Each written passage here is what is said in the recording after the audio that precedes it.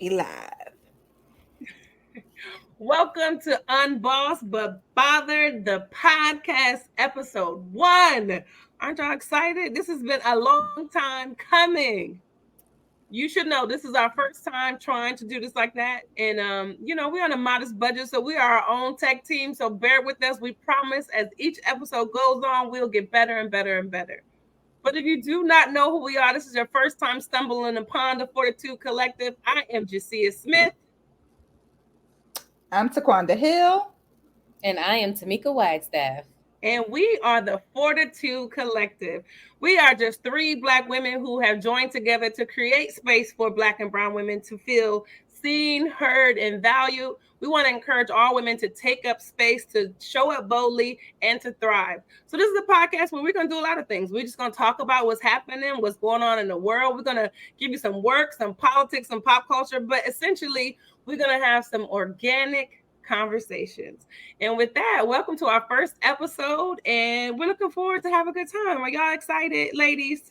Yes, so excited. Yes, so excited. We did it. So, let's jump right in and talk about why we created the Fortitude Collective. We created the collective as a space for all of us to show up fully and as our authentic self, whatever that means for us and whatever space we might be in. And bring your chair means making sure your voice is heard, your presence is felt, and your impact is known everywhere you go, every time you go there. So really just ensuring that you're able to show up feeling empowered, encouraged, ready to advocate for yourself, ready to step up for other people, other women, but also just having a space where you can let your hair down and just have conversations and get poured into and pour into others. That's right. Yes. And some of you may know us from the Talk About It Tuesday. So as we do, usually do, we're going to talk about different things. We're going to bring current events to each one of you. We're going to talk about what's going on in the world today. And we have a lot going on. We have a lot of major things. We're on top of a really, really critical election. The world is moving fast. Events are happening, breaking news every day. I know you all tired because I'm tired. But for the upcoming 2024 election, we're going to talk about what that means. We're going to talk about the space it's creating, the light that is shining on Black women and women in general, in leadership. We're also going to talk about, things that just may have come off the cuff. I mean, we are very connected. We're tuned in. As you all know, Diddy went to jail today, so we're gonna talk about stuff like that. We're gonna bring the tea, okay? We're gonna have fun. We're gonna bring the tea, but more importantly, you're gonna get filled. You're gonna be lifted. We're gonna be dropping some nuggets, and you're gonna get to know who we are as the Fortitude Collective. Yeah, so let's just get right to it, right? So the scene that we want to imagine is, when you are at brunch with your girlfriends and it's the real good brunch. It started at noon. It's now 4:00 and they're about to start dinner service because the conversation is so good you don't want to leave. That's where we're gonna get you through these podcasts. But let's just jump right into this presidential debate. I mean, I think that everywhere we turn, everybody's talking about the 2024 presidential election. And I know we've said it before, as women we're in our midlife. This is not our first election. This is not the first time somebody said this is the most important election of your life. But for real, this time, seriously, for real, I feel like this is the most important election of our lifetime because there are a lot of things on the line, right? From reproductive health to criminal justice reform to economic equality. It's all there. Like, we are at a critical juncture in society. And historically, Black women, we have always been key voters. We have always been key to election. We have always been a demographic that those seeking office kind of cater to during this season. I think what's different this time is that we have two starkly different options to consider, right? And though we're not here to encourage you which side to vote, I think it is important to know that we want everybody to kind of get informed, not kind of, to like literally do some critical thinking and some deep dives to make sure no matter what that we show up on the polls, because this could literally be life or death for us and our families. Absolutely. I mean, it's really life changing. I mean, we know that we cannot stay home. We know that we have to talk about it. Auntie Michelle told us we have to do something. So this is the time where we really have to get involved. It's a really critical moment. I mean, some of the things you would never think. Some of the things that are on the line. I mean, Jasia just talked about our reproductive system, also just our rights as blacks, as women. So it's important that this election, we really need you not to sit out. We all watched the presidential debate, we watched the Democratic convention, and we had a call to action. Our Auntie Michelle told us that we needed to do something. We are watching every day. We have different spokespersons telling us to share. Today was voter registration day. We also just seen Michelle Obama coming out recently emphasizing the need for voters to participate, to have those tough conversations. This is not the time to say I don't talk politics. Unfortunately, there's something on the ballot that may impact you if so you need to be aware.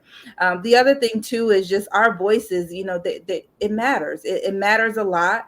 We are the backbone of our democracy. Our voices can and will shape the future of this country. So ladies, let's make sure, men more importantly, I know we keep making this a woman thing, and it's probably because we are taking pride that we have our first black president, but our men too. This is a time to bring our men along as well, make sure they're having a conversation.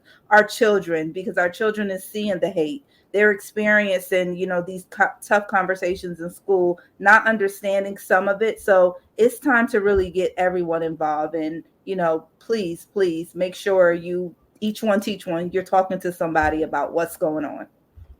And not even just the national voting, but also like your state, your local voting as well, because those things also impact schools, housing, healthcare, and issues that are happening right there in your own community, in your own backyard. So it's important to be locked in and paying attention and to be actively involved in the decision making for the communities that you're living in. The healthcare that you're paying for, the schools, the housing, the meals, all the different things, the job opportunities that are in your community or not in your community, the access to different services that you might need. So we have to pay attention to what's happening on the national stage, but we also don't want to lose sight of what's happening right in our own home communities as well. I mean, that is a very important point. I tell people all the time, the presidential election is sexy. That's what's all over CNN and all over Fox News, right? But who your school board president is equally as important. So, y'all, this is not the time to sit out. This is the time to get up. And as our forever First Lady said, we have to do something. I think, after we've gotten past the politics talk, because it's burning and we're not supposed to talk about it at work, but work is changing and how we show up. Some interesting things that I just saw that's going to have an impact on this too, because all of these things are interconnected, is Amazon, which is a very large employer in the United States, just announced that they are making all of their employees return. Which in my mind, I'm like, what? First of all, I don't know why I imagine most of the Amazon workers are already at work. So I was right, like where you at?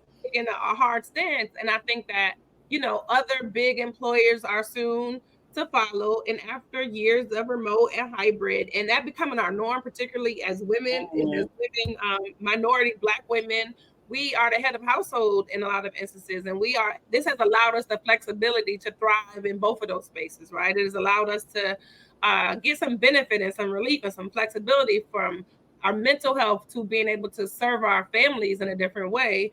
And to also avoid the microaggressions and other things that we have to deal with in our predominant white workspaces in many instances. So one of the things I think is not lost upon me is that everything that's happening in the world impacts us, right?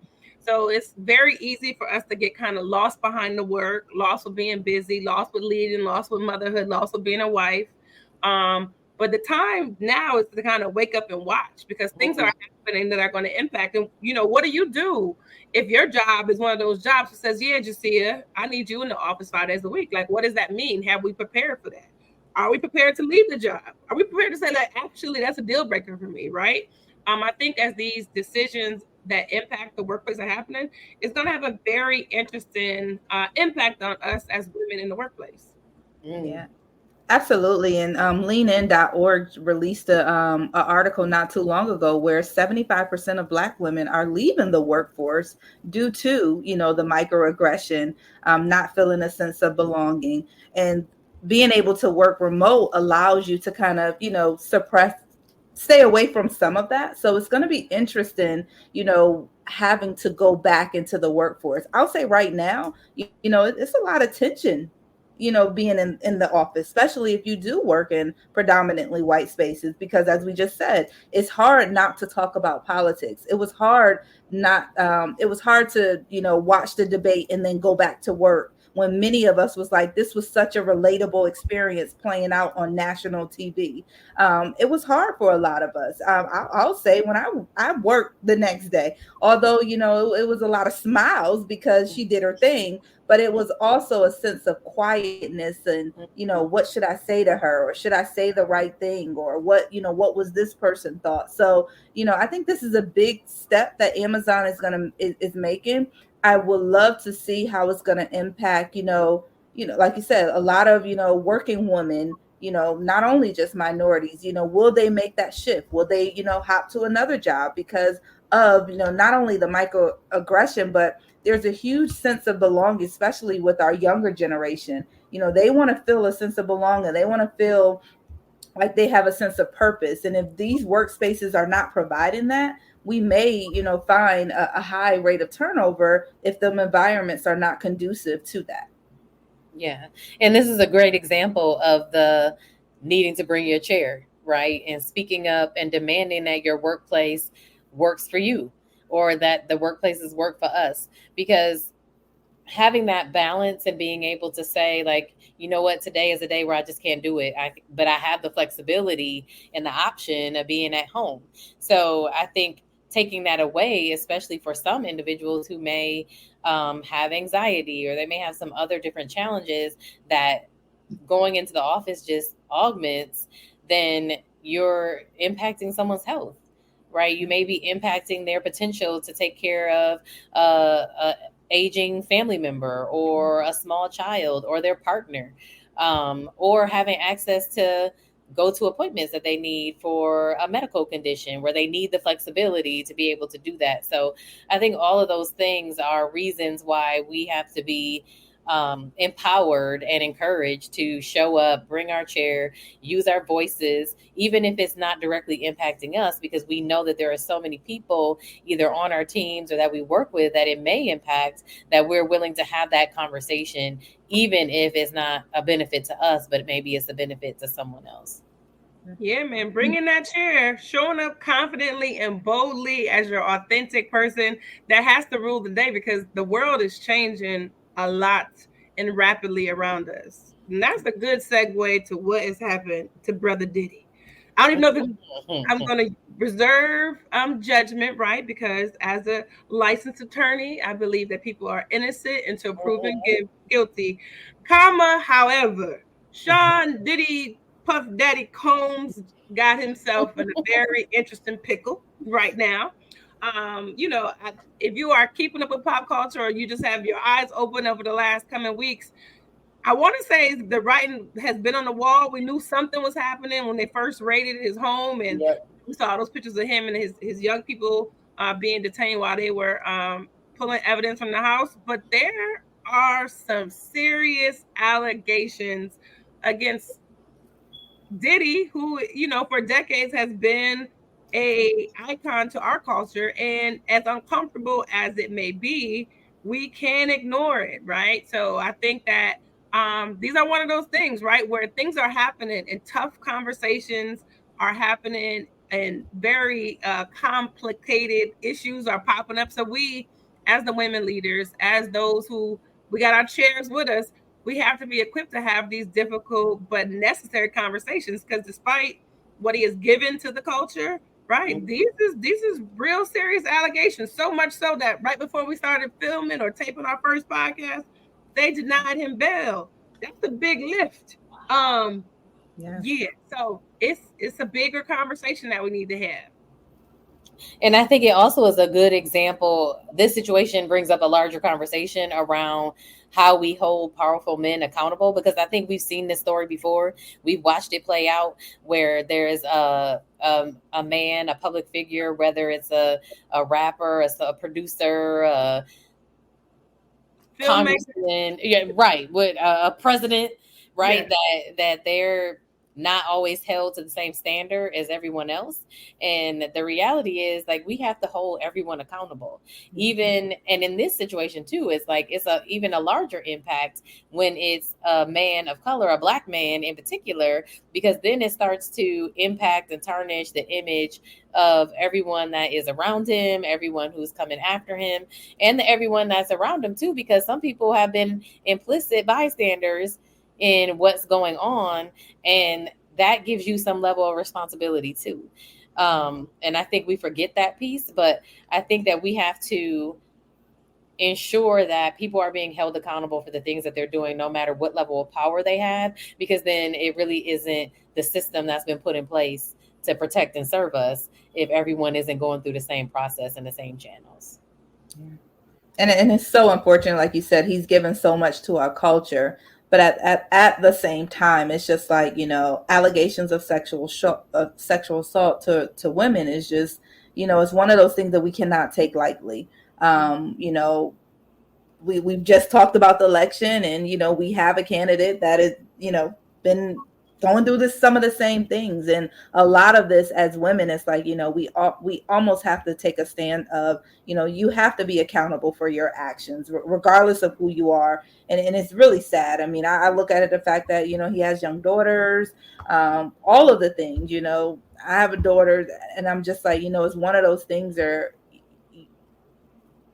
I don't know. It's sad. It's really sad, and it's unfortunate for someone to have had so much influence in our culture, Right. and have done so much to see his legacy be, basically stripped away. And for this is it's a really sad. I'm still digesting it, but at the same time, I'm just like, those those allegations is very serious. And it's a very interesting posture for us as women, right? Because we are often looked upon to protect and defend, right? I think that I've heard a lot of commentary over this election season from Black men questioning Vice President Harris's ability to lead and be a president, right? But the same level of care and protection that we so willingly give to men is not often given to us, right? So I even think that while we are watching this play out with Diddy, there are going to be those among us who are wrestling with how do we hold him accountable and have the tough conversation, but at the same time protect him from unwarranted or too much scrutiny. It's going to be very interesting to see how the culture wrestles with this, right? We are in the era of cancel culture, right? We are in the era where I do think that we are empowered to kind of stand up for what we believe in a different way. I do think that it's going to be interesting as Black women in this space. How do we navigate it? Like, what happens when you go to work and someone who is different than us has some very strong feelings? Do we just have that conversation and make space for it, or do we fall back into our posture of feeling like we have to protect? So it's going to, again, I think the big takeaway is that there are a lot of tough conversations that need to be had, a lot of conversations that are going to happen that are going to stretch us and make us feel uncomfortable. But my forever first lady, I'm going to harken back to her. Yes. One of the things that she talks about is like, we still have to go high even when they go low. I was rewatching her Netflix special with Oprah about her second book. And just still hearing her, that even in her position as the first lady of the United States, her and her family were very careful in everything they did, because they understood for a lot of people, they were representing everything that was Black America, right? From the way she styled her and her daughter's hairs to the suits her husband wore, like every little thing they did was under a microscope. So even at the highest level, we are forced to, I guess, be hyper aware of how we show up, to be hyper aware of how we are perceived. And I think that and maybe because I just finished rewatching the thing, I got Auntie O on my heart. Good example of just what it is to show up as a successful woman of color in America in this time where we are overly qualified, where we have done the work, obtained the degrees, right? But we still have to be very intentional about how we show up, who we offend, right? Even if we feel very strongly about what's happening with Diddy, we got to figure out how we get to display those feelings in mixed company, right? Or in a way that doesn't go too hard or push too left or push too right. So I think it's just a very interesting space. And I hope that through this podcast, we'll continue to have dialogue about what's happening and how the three of us who are very similar, but very different, right? We're in different parts of the country. We do different things professionally, of how our experience is shaping us, is shaping our families, and how we are, despite all of that, still showing up and kicking butt in the world. Like, that's what is so amazing about the Fortitude Collective. Like, this is a space where we want to celebrate the good stuff. We're going to talk about the ugly stuff. We're going to talk about the things that's happening. But ultimately, this is just a moment to take a breath and realize there are a lot of us out there who are striving and working hard for our families, we are the Michelle Obamas of our family, right? We got everybody's hopes and dreams on our back, and we're trying to make sure we're making the right choices and the right steps. So we want this space to be a place where we can come and talk about it. We can laugh about it. I imagine we may cry every once in a while. Y'all know I'm a tear or two will be shed on the Unbossed but Bothered podcast. But it's going to be good. It's going to be good conversation about everything that's impacting us, and just a daily, or not daily, but a weekly reminder to bring it. And we're going to hear from some other, other women, also. You just won't hear from us, but it's some other women out there that's bringing their chair. They're unbossed but bothered as well. I think for me, it's like we're in a time finally where all of our excellence as Black women. I mean, we get so many stereotypes. I'm sure this Puff Daddy case is going to open up a lot as far as, Black women shaking their tail and going after money. I mean, those are going to be the narratives for a while. But what we really need to just celebrate is that the world is intimidated by strong, articulate, Black, powerful women.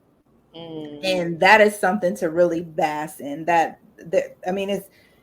Literally, that man right now does not know what to do with himself, because he's not up against ignorance.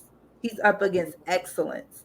And sometimes we don't see that enough in our culture. And when we do see that, you don't know how to approach or deal with that. And I think that is something that we should really, really enjoy. And I feel like this Diddy thing probably is going to shed some light on the other side of, Black women that they usually show. But I think it's not going to diminish the excellence that's happening right now. And I think the world is about to get used to seeing us in a different light, because just the numbers show it. I mean, a lot of times what's portrayed as Black women is angry, don't get along, all of that. We shift in that narrative. And I think a lot of people are getting uncomfortable about that.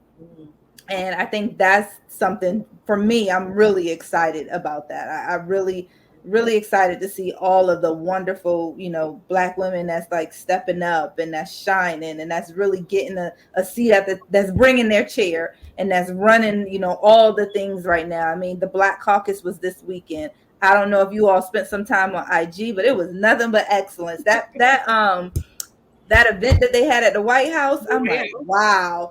So it's like, it's one of those things, my husband always said to me, he was like, you all gave, and no shade to the housewives, because I was a fan. I watched it for a long time. But he did say something to me that made me think. He said, you all gave them housewives a platform for way too long, whereas it minimized the women that you are, your platform. And now I feel like we're about to get our platform. Back here on the Unbossed but Bothered podcast platform. Right. Work this yes. Yes. And I think, to touch back on Michelle as we wrap up, that she is a great example and reminder to us of how we should show up. and how we should all be striving to leave the world better than what we found it. And that could mean something big, it could mean something small, it could just mean how you interact with people on a daily basis, showing people grace, leading with empathy and understanding when you're interacting with others.